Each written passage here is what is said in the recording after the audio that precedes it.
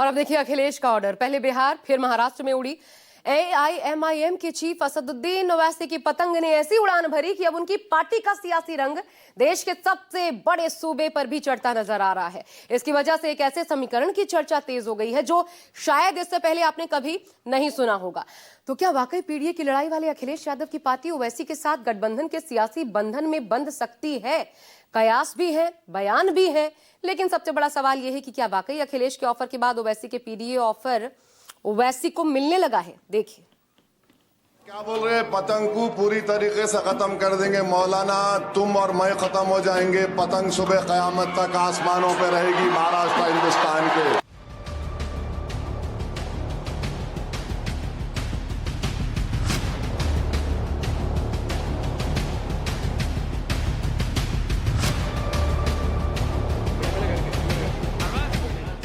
मैंने कहा तो आपको कि पीडीए की लड़ाई में जो आ गया साथ उसका स्वागत किया जाएगा।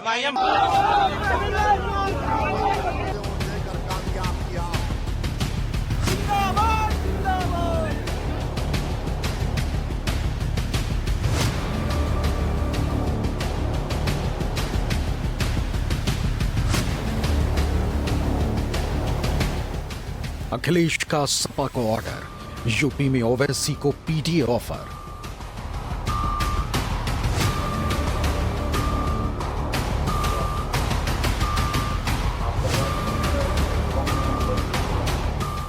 महाराष्ट्र में उड़ी ओवैसी की पतंग, यूपी में सपा पर चढ़ा एआईएमआईएम का रंग।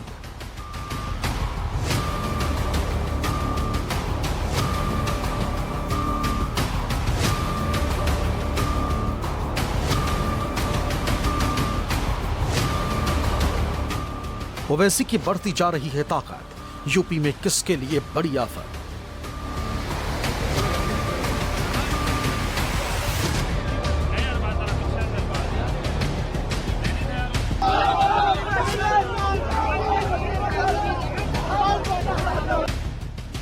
सीमांचल का बने चहेता, यूपी में भाईजान बनेंगे नेता। हाल में बिहार विधानसभा चुनाव में अखिलेश यादव वर्सेस असदुद्दीन ओवैसी हुआ। फिर मुंबई के बीएमसी चुनाव में अखिलेश वर्सेस ओवैसी हुआ। लेकिन क्या आगे 2027 के यूपी विधानसभा चुनाव में भी अखिलेश वर्सेस ओवैसी नहीं बल्कि अखिलेश संग ओवैसी होने जा रहा है? आप लोकतांत्रिक नेता हैं, ये बता दीजिए क्या एमआईएम का नाम आया बैठक में? इतना बता दीजिए बस। आप बहुत लोकतांत्रिक हैं। मैंने कहा ना, मैंने कहा तो आपको कि पीडीए की लड़ाई में जो आ गया साथ उसका स्वागत किया जाएगा। एमआईएम सियासत की लड़ाई भी बड़ी अजीब होती है, मन में कुछ, दिमाग में कुछ और जबान पर कुछ। समाजवादी पार्टी के मुखिया अखिलेश यादव अभी भले ही एसआईआर, बीजेपी के साथ साथ कोडन भैया पर मोर्चा खोले हुए, लेकिन उनके इस मोर्चे का मकसद 2027 में छिड़ने वाली उत्तर प्रदेश की लड़ाई है। और जब बात उत्तर प्रदेश विधानसभा चुनाव की होगी तो अखिलेश यादव के दिमाग में ओवैसी भी घूम ही रहे होंगे, जिसका सबसे ताजा सबूत है उन्हीं के सांसद रमाशंकर राजभर का यह बयान। आप लोकतांत्रिक नेता हैं, ये बता दीजिए क्या एमआईएम का नाम आया बैठक में? इतना बता दीजिए बस। आप बहुत लोकतांत्रिक हैं। मैंने कहा ना, मैंने कहा तो आपको कि पीडीए की लड़ाई में जो आ गया साथ उसका स्वागत किया जाएगा। एमआईएम अब सवाल ये है कि आखिर अखिलेश यादव और उनकी पार्टी के जहन में जो नाम बार बार दस्तक दे रहा है वो नाम है एआईएमआईएम के अध्यक्ष असदुद्दीन ओवैसी का। वही ओवैसी जो मुंबई बीएमसी के चुनाव में अखिलेश यादव के सबसे मजबूत गढ़ रहे मानखुर्द शिवाजी नगर में सेंधमारी करने में कामयाब हुए। एआईएमआईएम ने मुंबई के बीएमसी चुनाव में कुल 8 सीटों पर कब्जा किया, जिसमें से समाजवादी पार्टी के वरिष्ठ नेता अबू आजमी के गढ़ में ओवैसी के धुरंधरों ने 4 सीटों पर एआईएमआईएम की पतंग की मोहर लगा दी। बीएमसी चुनाव के दौरान इस बार सियासी समीकरणों ने चौंकाने वाला रुख अपनाया।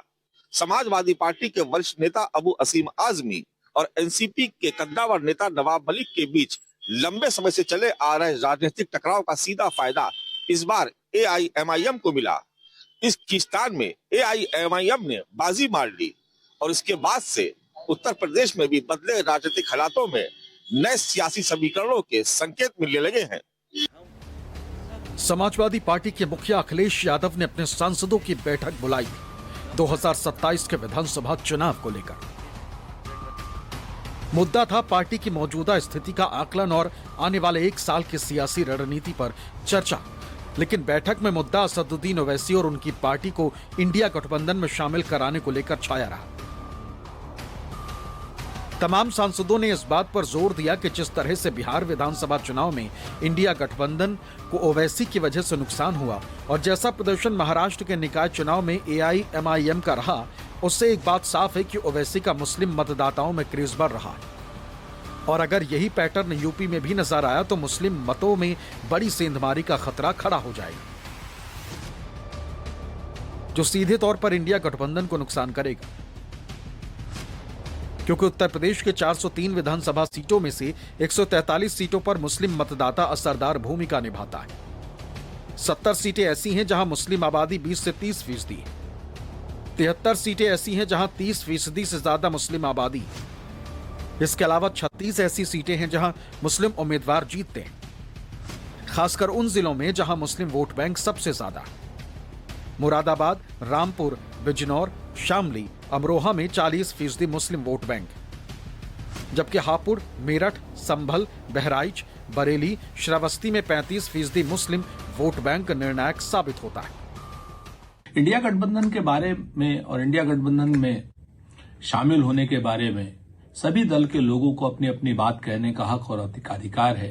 हमारे यहाँ लोकतांत्रिक व्यवस्था है, लेकिन कौन शामिल होगा और कौन नहीं शामिल होगा इसका फैसला इंडिया गठबंधन के नेता करते हैं, जिसमें सभी दलों के अध्यक्ष और बड़े नेता शामिल हैं। पीडीए को मजबूत करना है और 27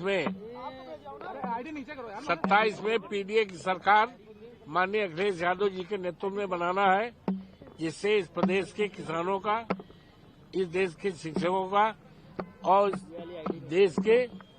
इस प्रदेश के नौजवानों का भला हो सके। यूपी के 150 से ज्यादा विधानसभा सीटें ऐसी हैं जहां मुस्लिम मतदाताओं की वजह से हार और जीत तय होती है। ऐसे में समाजवादी पार्टी को इस बात का खतरा है कि अगर मुस्लिम मतों में बिखराव हुआ तो इंडिया गठबंधन को भारी नुकसान होगा और इसका सीधा फायदा भारतीय जनता पार्टी को मिलेगा।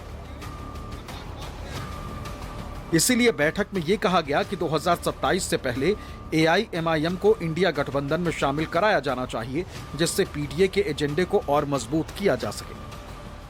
आप लोकतांत्रिक नेता हैं, ये बता दीजिए क्या MIM का नाम आया बैठक में? इतना बता दीजिए बस। आप बहुत लोकतांत्रिक हैं। मैंने कहा ना, मैंने कहा तो आपको कि पीडीए की लड़ाई में जो आ गया साथ उसका स्वागत किया जाएगा। दरअसल बिहार चुनाव से पहले ये कोशिश खुद ओवैसी की तरफ से की गई थी और उन्होंने इंडिया गठबंधन से सिर्फ 6 विधानसभा सीटें ही मांगी थी, लेकिन इंडिया गठबंधन ने उनकी डिमांड को सिरे से खारिज कर दिया था। नतीजा, मुस्लिम मतों में बिखराव हुआ। ओवैसी तो एनडीए की लहर में 5 सीटें जीतने में कामयाब रहे, लेकिन इंडिया गठबंधन को भारी नुकसान हुआ। ऐसे में सपा के मुस्लिम सांसदों की तरफ से भी कहा गया कि ओवैसी को साथ लेना समाजवादी पार्टी के लिए बेहतर होगा। सबका प्रयास ये है कि पीडीए समाज को उनका हक और इंसाफ मिल सके। जो बीजेपी की सरकार उनको दबाना चाहती है, उनके साथ उत्पीड़न करना चाहती है, उसको हम रोकना चाहते हैं और बस इसी चीज के तहत हम सब लोग मिलकर के उनको हक, चाहे उसमें मुसलमान हो या पूरे पीडीए समाज हो, उसको हम हक दिलवाने का काम करेंगे। 2027 के चुनाव को लेकर करके हम सब लोग मिलकर करके इस चुनावी जंग को जीतना चाहते हैं। पूरा समाजवादी परिवार एकजुट है और एकजुट होकर के चुनाव को लड़ेगा और सरकार बनाएगा। एक सवाल है, बदले हुए हालातों में समाजवादी पार्टी जिस हसरत भरी निगाहों से ओवैसी की तरफ देख रही है, उससे AIMIM भी पूरी तरह से वाकिफ है और वो समझ रही है कि यूपी में वो भले ही खुद कामयाब ना हो, लेकिन अगर उसे बिहार की तरह नजरअंदाज किया तो वो सपा का बड़ा नुकसान कर सकती है। लिहाजा सपा के इन प्रयासों पर उसके भी तेवर सख्त हैं। आप हमें स्वागत पब्लिक में आकर कर रहे हैं, मीडिया में कर रहे हैं, लेकिन आप ऐसा स्वागत करते हैं, आप ऐसे मेहमान नवाज हैं कि पहले आप हमें घर बुलाते हैं मीडिया में बयान जारी करके, और उसके बाद में जब हम आपके घर जाते हैं तो आप हमें बेइज्जत करते हैं। सबसे पहली बात तो अगर आप दिल से हमारा स्वागत करते हैं तो आप सिर्फ एक सांसद हैं 37 सांसदों में से एक। लेकिन आपके बॉस जनाब अखिलेश यादव जी से अगर आपकी सिलसिले में बात हुई है और आपका बयान अखिलेश जी की मर्जी अनुसार है, तो यही बयान आप अखिलेश यादव जी से कहलवा दीजिए कि वो स्वागत करते हैं हमारा। हालांकि ओवैसी के इंडिया गठबंधन में शामिल होने या ना होने से बीजेपी पर कोई सीधा असर नहीं पड़ेगा,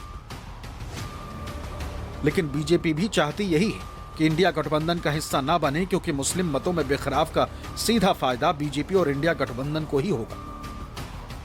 भानुमति का कुनबा है, इन्हें पता है कि इनको नकारा है पूरे उत्तर प्रदेश ने, और अब ये जो भी अपना इधर उधर का रोड़ा जोड़ना चाहते हैं वो जोड़ लें, लेकिन उससे कुछ हल होने वाला नहीं है। और 2027 में भारतीय जनता पार्टी आदरणीय मोदी जी, आदरणीय योगी जी के नेतृत्व में 350 सीटें जीतने जा रही है उत्तर प्रदेश में, क्योंकि जिस तरह का चौमुखी विकास हुआ है, लॉ एंड ऑर्डर की प्रशंसा पूरे देश में ही नहीं विदेशों में भी अब उत्तर प्रदेश की प्रशंसा होने लगी है। कांग्रेस समाजवादी पार्टी AIMIM को बीजेपी की बी टीम बोलती थी, हालांकि ये हमेशा AIMIM के साथ थे। अब समाजवादी पार्टी के बड़े नेता रमाशंकर राजभर ने आज उनकी उत्तर प्रदेश के चुनाव को लेकर मीटिंग के बाद ऐलान कर दिया।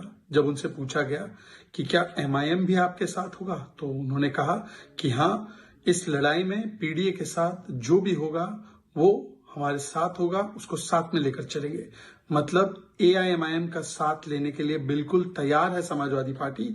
ये समाजवादी पार्टी ने डिक्लेयर किया और एक प्रकार से फ्रेंडशिप रिक्वेस्ट ऑफर भेज दी है। ऐसे में राजनीति के जानकारों का मानना है कि ओवैसी की पार्टी का यूं तो यूपी में कोई वजूद नहीं है, लेकिन अगर वो इंडिया गठबंधन के साथ चुनावी मैदान में आती है तो इससे इंडिया गठबंधन को फायदा नहीं बल्कि नुकसान होगा। ये रिस्क सिर्फ बसपा ले सकती है। देखिए, उत्तर प्रदेश में असदुद्दीन ओवैसी की पार्टी के लिए कोई भविष्य नहीं है अगर वो अकेले चुनाव लड़ते हैं तो, क्योंकि पिछले 2 चुनाव में 2017 का चुनाव हो या 2022 का चुनाव हो, उनके ज्यादातर उम्मीदवारों की जमानत जब्त हो गई, उनको वोट नहीं मिले। उनको वोट मिले थे सिर्फ नगर निगम के चुनाव में, वो भी मेरठ में।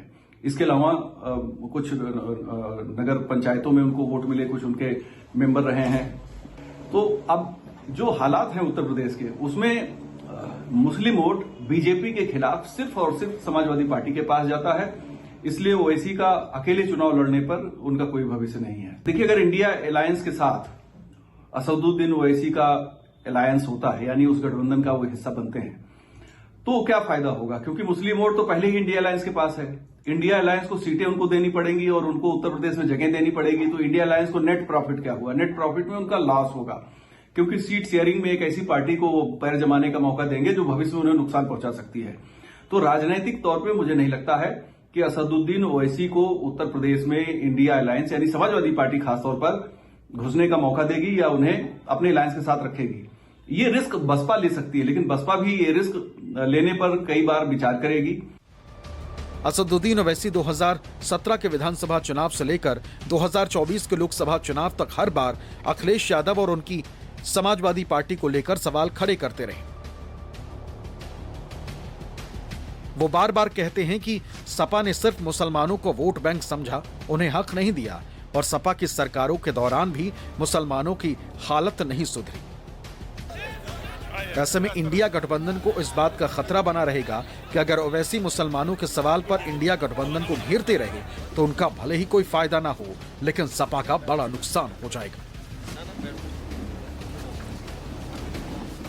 अब सबसे बड़ा सवाल ये कि अखिलेश यादव जिस पार्टी को वोट कटवा पार्टी बता करके हमेशा उससे दूरी बनाए रहे, क्या अब वो उसके साथ आएंगे?